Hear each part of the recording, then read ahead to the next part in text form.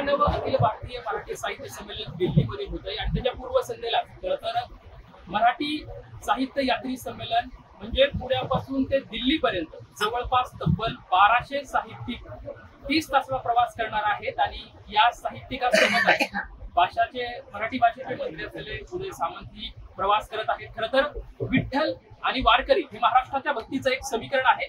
वारकऱ्यांसमवेत खरं तर हातामध्ये टाळ एक वाजवत खरं तर या ठिकाणी या रेल्वेच्या माध्यमातून उदयजी प्रवास करत आहेत। सध्या आपल्या सोबत ते आहेत, त्यांच्यासोबत चर्चा करणार आहोत। खरं तर दिल्लीचे ही तख्त राखतो मराठा तर ही अभिमानाची एक गूंज आहे आणि खऱ्या अर्थानं दिल्लीच्या ठिकाणी मराठी साहित्य संमेलन होते। काय मला भावना? आनंद आहे। मराठी भाषेचा मंत्री मी आहे।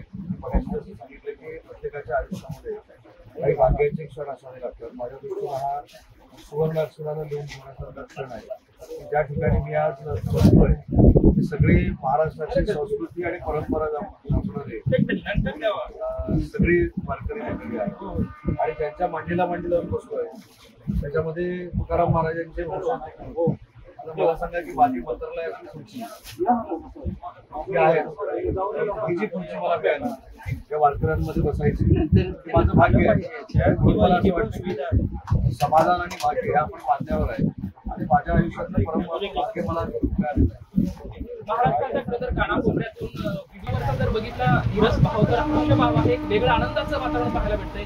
काही म्हणजे वयोवृद्ध लोक आहेत हातामध्ये भाकरी घेऊन, खरं तर ट्रेन सुटण्याच्या अगोदर हातामध्ये भाकरी घेऊन ते चाकत होते। मला असं वाटतंय की ती एक परमोच्च आनंदाची भावना आहे।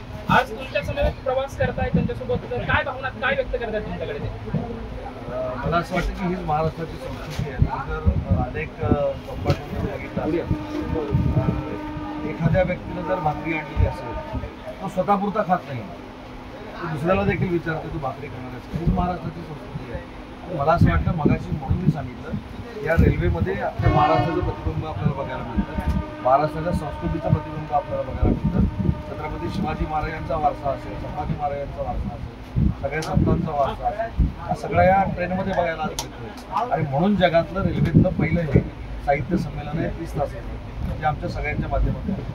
खरं तर मराठी भाषेला अभिजात भाषेचा दर्जा मिळाल्याच्या नंतर दिल्ली या ठिकाणी संमेलन होत आहे, कारण नरेंद्र मोदी सुद्धा या संमेलनासाठी दाखल होणार आहेत। काय तिथलं वेगळंपण असणार आहे, कसं स्वरूप असणार आहे? नरेंद्र मोदी साहेबांच्या हस्ते म्हणजे पंतप्रधान मोदींच्या हस्तेच मराठी साहित्य संमेलनाचं उद्घाटन होतं। हाच म्हटलं मला असं वाटतं की आंतरराष्ट्रीय दर्जावरचा मराठी भाषेचा गौरव आहे। पंतप्रधान ज्यावेळी एखाद्या मराठी भाषेच्या साहित्य संमेलनाचं उद्घाटन करतात ते पण दिल्लीमध्ये करतात, देशाच्या राजधानीमध्ये करतात, तिथं सगळं राजकारण सगळं समाजकारण ते आंतरराष्ट्रीय ज्या शहरावर नजर असते सगळ्या देशांची त्या ठिकाणी मराठी साहित्य संमेलन होतं। त्याचं उद्घाटन नरेंद्र मोदी साहेब करतात। मला असं वाटतं की हे साहित्य संमेलन हे जगभरामध्ये प्रसिद्ध होईल आणि असं साहित्य संमेलन परत घेऊन होणार।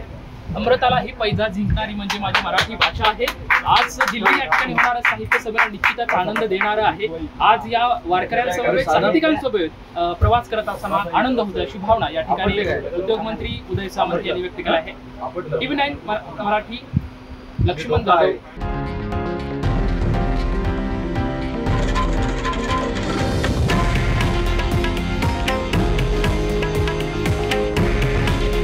हे आहे देशातील नंबर 1 न्यूज नेटवर्क आणि आपण पाहत आहात TV9 मराठी। काळजी तुमची, हित महाराष्ट्राचं।